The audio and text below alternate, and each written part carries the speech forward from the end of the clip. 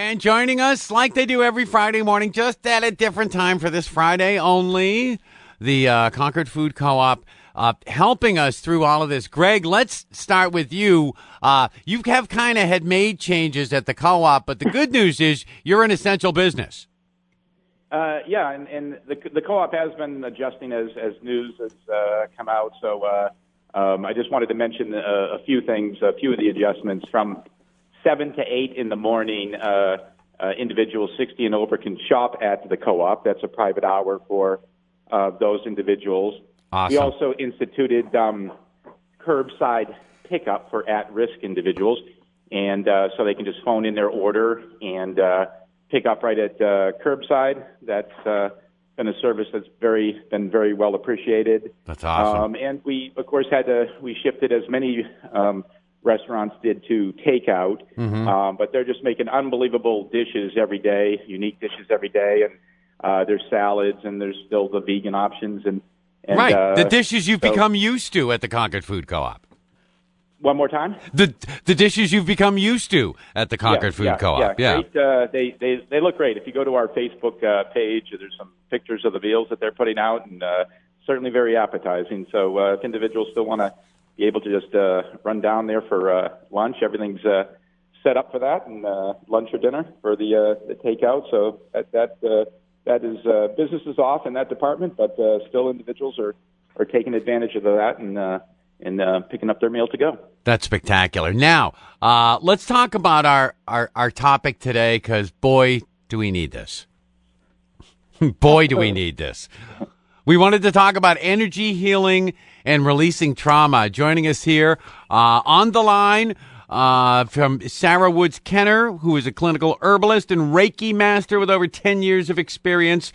And she also owns Sacred Tree Herbals in Meredith. You can reach her at sacredtreeherbals.com. Good morning, Sara. Good morning. And Lorna Tobin is a certified Transformational Breath Facilitator with over 20-plus years of experience teaching this method of healing.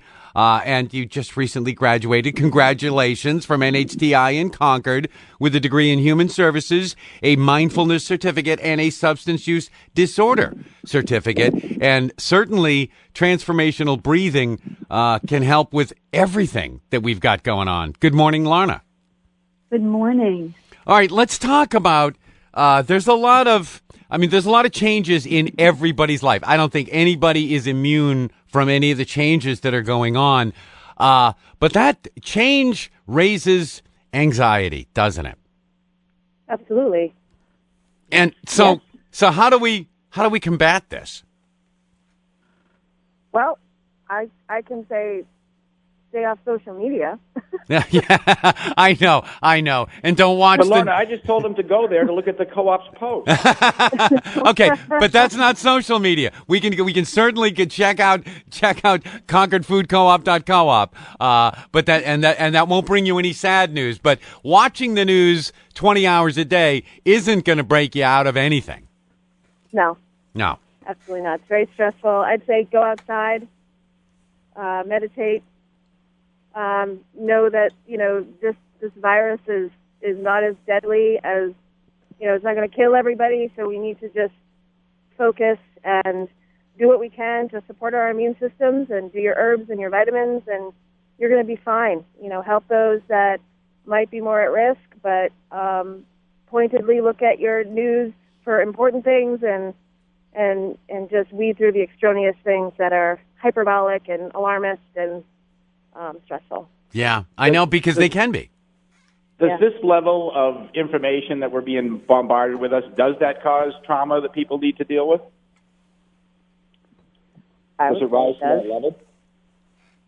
I mean, I agree. I think yes. Absolutely. Yeah. Especially people who are already in that PTSD category, which is a lot of people. Mm-hmm. So yeah, I would agree. It is good, but it's just that there's never one clear message that we're all given, other than stay at home and wash your hands. People kind of want to know, when is this all going to end? But we don't really have an answer to that yet. Right. You know? That's right. I'd like to bounce off some of the things Sara said. And for me, I really look at things that happen in life as lessons. I think we're all here to learn. And on a spiritual level, and what that means for me is a journey to the heart, is that there's really good lessons in this experience, too. What is it teaching us as a culture? Mm-hmm. You know, there's no better way than to get people to stop and pay attention than to have to be sent home in quarantine, to really be with the self, to slow down, to take a pause. I know for me, I'm enjoying the pause, and it allows us to reflect on our lives. How are we over busying ourselves, you know, with things and with projects or work, or I think it's a really good time to take a pause and self-reflect and learn from this experience.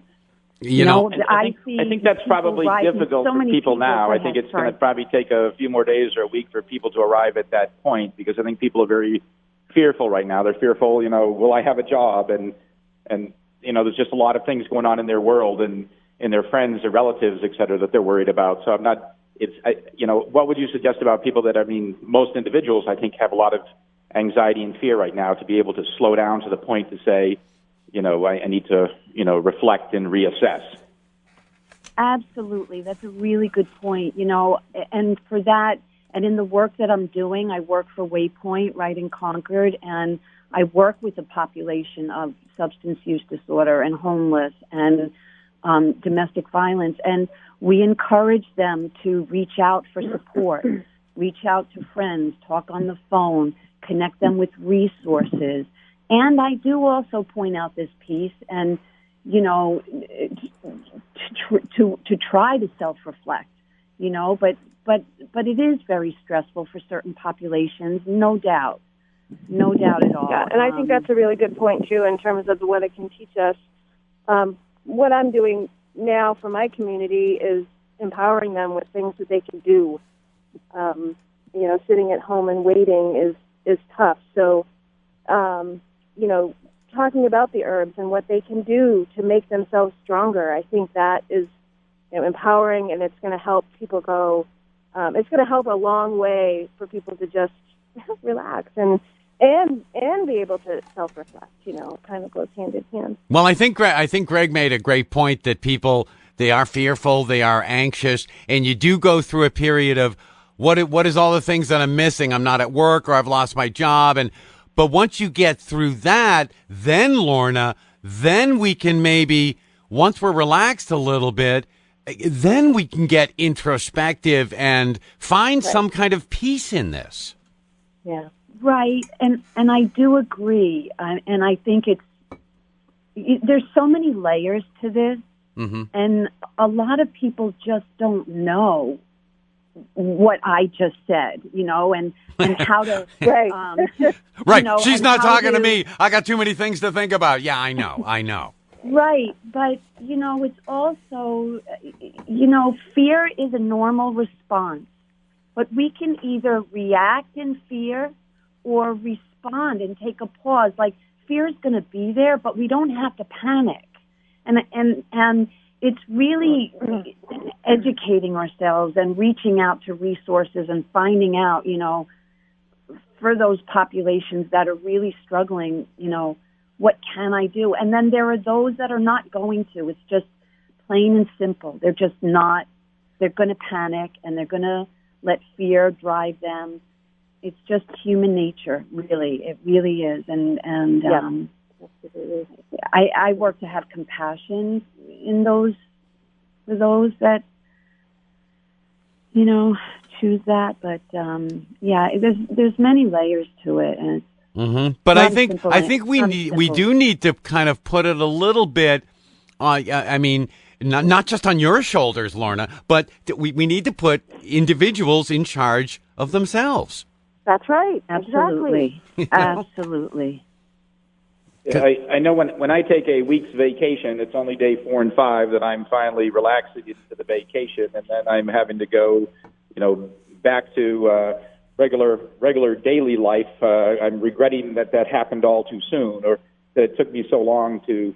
So, I mean, on the opposite side of this, I think individuals will become very accustomed to, I slowed down in life a little bit. I got to enjoy life a little bit more. I was living a little bit more moment to moment, and now I'm going back to my world that was quite a bit more hectic. And so coming out of this, there might be a little anxiety that people are returning to something that that point they're realizing is a little bit more hectic and not as desirable as what they are currently experiencing. Right. And I presume that when this is all over, and I'm, projections out there about a month, 2 months, up to 4 months. I don't think it's going to be that long, but I'm presuming the Reiki practice will take off. Yeah, I'm thinking. Yeah, I'm thinking people's chakras are a little out of balance right now. Out of balance. That's right. Yeah. Exactly. So clearly, I'm not seeing clients right now, but I think it's going to be sorely needed after all this, because if there's one thing Reiki can help with is releasing the trauma, PTSD. I've worked with people with PTSD, and death of a loved one. Reiki comes in beautifully for that, to help release all sorts of things that are in there. We hold energy in all sorts of different, trauma in all sorts of different places in our body, and Reiki can just go in there and do what it does, and it just gives people a feeling of peace. And that's exactly what I think people are going to need after all this. Oh goodness, yeah, we're all looking for the peace right now. So Lorna, how can breathing kind of help us through these feelings of anxiety and fear? Well, I came across transformational breath work in 1994, and I wasn't looking for it, and I just stumbled on it. And I encourage people when they come across things like Reiki to say, what is this? Like, maybe this is what maybe this event will teach people to incorporate some of these practices in their lives. But anyway, the thing that I say that breath work can really help in, it stimulates circulation in the body. It balances the energy through the body. And this is on a physical level. Mm-hmm. It helps to resolve addictions. It increases oxygen through the body. On a mental, emotional level, it helps to reduce worry and anxiety, enhances awareness of self-sabotaging patterns that we may be, doing in our lives. It clears trauma. It increases life's enjoyment. It helps to relieve depressive and negative emotional states, and it also improves our self-esteem. And then on a spiritual level, it can deepen meditation. Mm-hmm. It connects us with a higher self within us. It expands our awareness. And, in times like this, if we could just pause and before reacting to the fear, take a deep breath. Take maybe 3. Start out with 3. Just simple 3 deep breaths can calm the nervous system. Yes, it can. I breathe out my day every day before I fall asleep. I breathe out my day. Yeah. And to add to that too, the lungs hold grief. I mean, all our organs have this affinity for these different emotions, and lungs really hold grief. So I just think breath work is so beautiful right now. Especially, I'm sure there's people grieving over this as well. So doing that breath work will help release that too. So yeah, just to add to that. Yeah. Well, I think we're going through all the stages of grief. Absolutely. As we deal with this.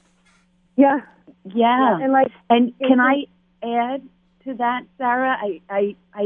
It's amazing that this virus is a virus that attacks the lungs. Mm-hmm. Exactly. I know. It's all about grief, and unexpressed emotions manifest into disease and illness. So, that's a big thing to think about, but, yeah. Yeah. Yeah. Absolutely. But again, if we just bring it back to the simple, and right now while we're staying at home, we do have time for some of these simple things. Just breathing can bring you a sense of calm and even clear the head a little bit from all the information that is being tossed at us. Absolutely. Yeah, that's great. And also, in terms of energetic healing and Reiki, it can be done distant. It doesn't have to be done in person. Really? Yeah. Can you expand on what Reiki is so we're all understanding exactly what it is? You want me to tell you what Reiki is? Yes. Yeah, well, specifically, it's an energetic healing modality. I'm trained in the Usui tradition, so that originated in Japan, and you essentially go through stages with a master teacher who gives you symbols and attunes you. And they do symbols. There's a whole process of attunement. It's not, a couple of hours. They're usually weekend classes that you delve into a little bit of history. You learn symbols, and you go through the different stages. And master teacher is basically the last stage where you can then pass on attunements to help other people facilitate that energetic healing. We call it the universal life force, which is everywhere. And as a Reiki healer, we're just facilitating that life force. And it comes kind of through the heart chakra, through the hands. And when we send it to a person, it just goes where it needs to go energetically. It's kind of woo-woo for a lot of people. But I tell you, there's some people that think, at one point in time would think it would be woo-woo, and then you get them on the Reiki table, and they're like, wow. I feel that. Yeah, I feel amazing. that. Yeah, yeah. Right, and I do a shamanic Reiki, which is essentially I can see beyond the veil, and I see different energies.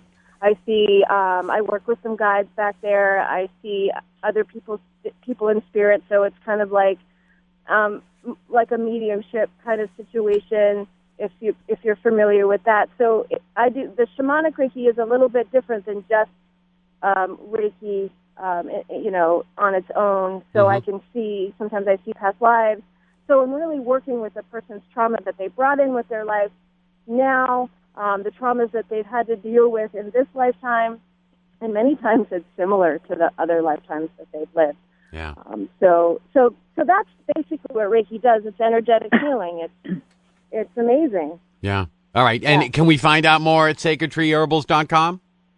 I don't have a Reiki thing on my website, but you can certainly come into the shop when all this is over. Yeah. And I'm happy to talk at length with people about it, and you can set up a Reiki appointment as well. That's awesome. But again, it works distant. So, a Reiki 2, you get the distance symbol, and you can hone in on someone's energy and send them Reiki. That's awesome. Pretty cool. Yeah. That's awesome.